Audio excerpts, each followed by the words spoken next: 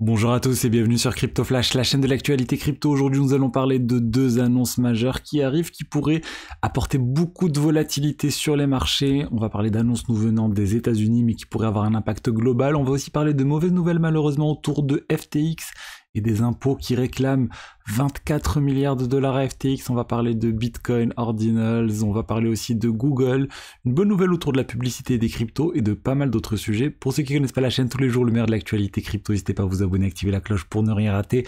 Et bien sûr, comment ne peut-on ne pas parler du cours des crypto-monnaies aujourd'hui? Une baisse générale, Bitcoin 41 160 $, moins 6%, Ethereum moins 6,52%, 2200 $, le marché est en baisse globale d'environ 6% aujourd'hui.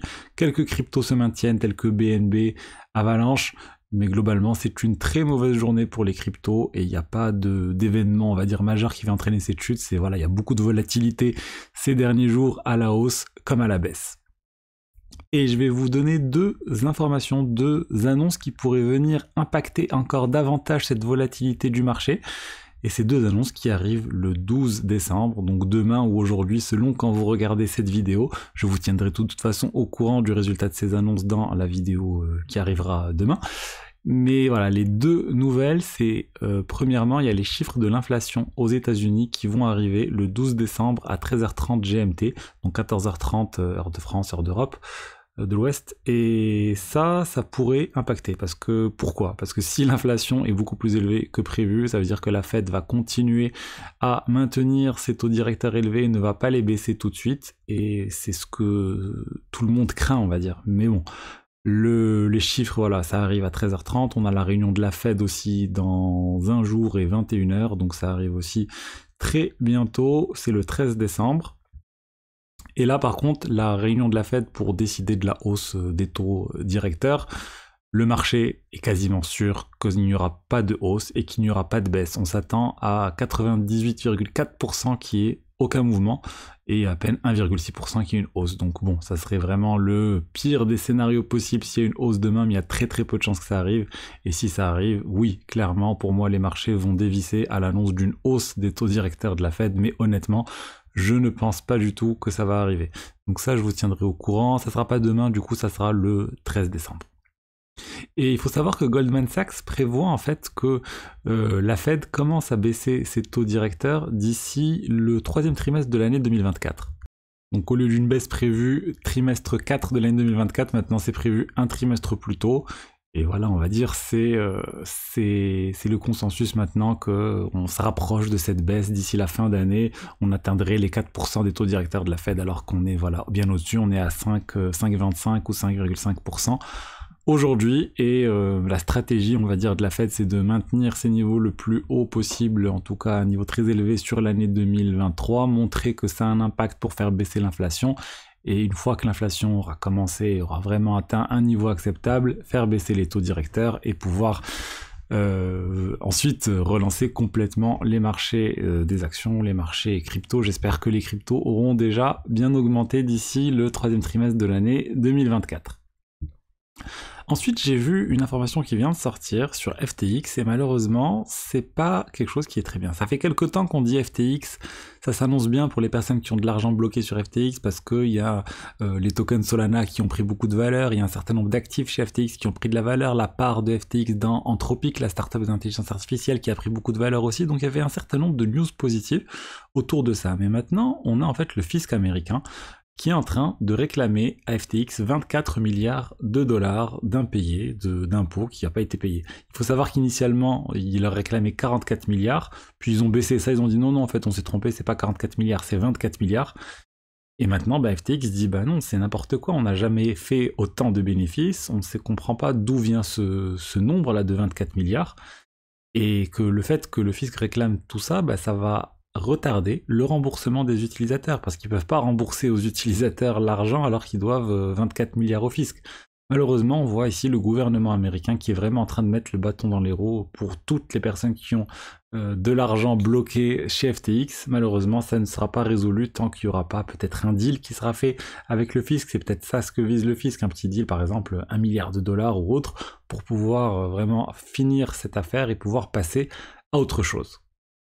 Ensuite, je voulais vous parler de Bitcoin ordinals et d'une vulnérabilité. Mais c'est quoi cette vulnérabilité? En fait, c'est les ordinals même qui ont été définis comme étant une vulnérabilité. Regardez la CVE 2023-50428 sur un site gouvernemental américain. En fait, le NIST, c'est le site de référence pour pouvoir référencer les diverses vulnérabilités de cybersécurité qui existent, crypto ou non.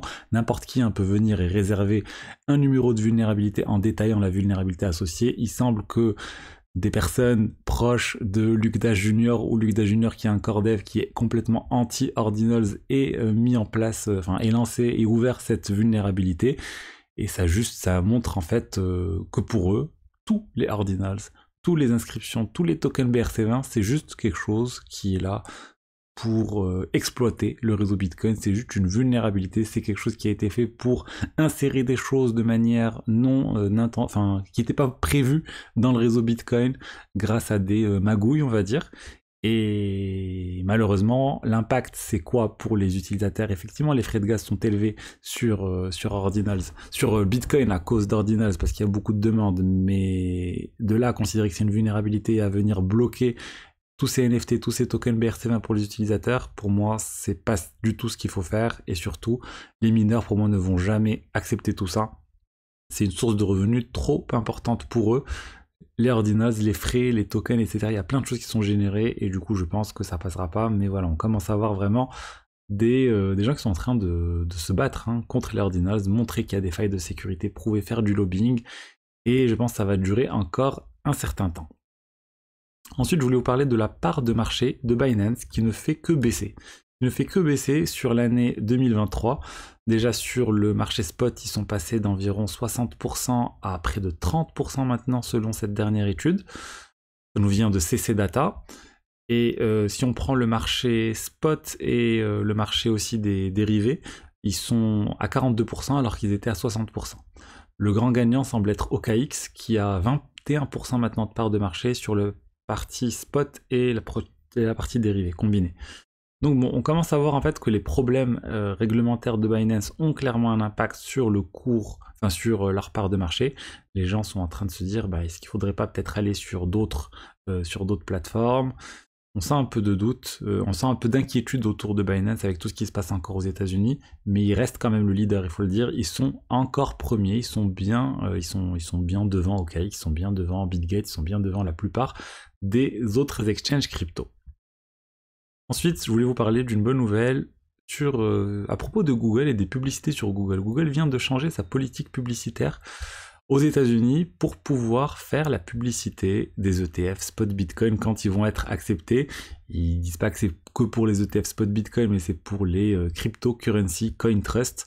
Donc clairement, ça inclut tout ce qui est ETF spot Bitcoin et d'ici le 29 janvier 2024, ce type de produit pourra être la publicité pour ce type de produit pourra être diffusée sur les réseaux publicitaires de Google, et ça c'est une bonne chose parce que Google, on va dire, eux aussi, ils sentent que le l'ETF spot Bitcoin approche et ils veulent pas louper cette opportunité de générer beaucoup d'argent avec toutes les BlackRock, etc. qui se mettraient à faire beaucoup de publicité sur Google.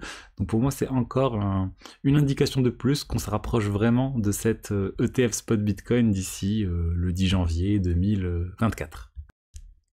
Et pour finir, je vous embête encore un peu ces derniers jours avec mon webinaire. C'est le 21 décembre, c'est dans 9 jours, et c'est comment générer le meilleur rendement possible avec vos cryptos. On va voir plein de choses, de la finance décentralisée principalement.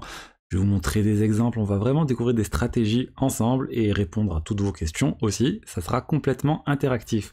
Donc le lien est dans la description. J'espère que le contenu de la vidéo du jour vous a plu. Si c'est le cas, n'hésitez pas à liker, à commenter, à vous abonner. Et je vous dis à demain pour la suite. Au revoir.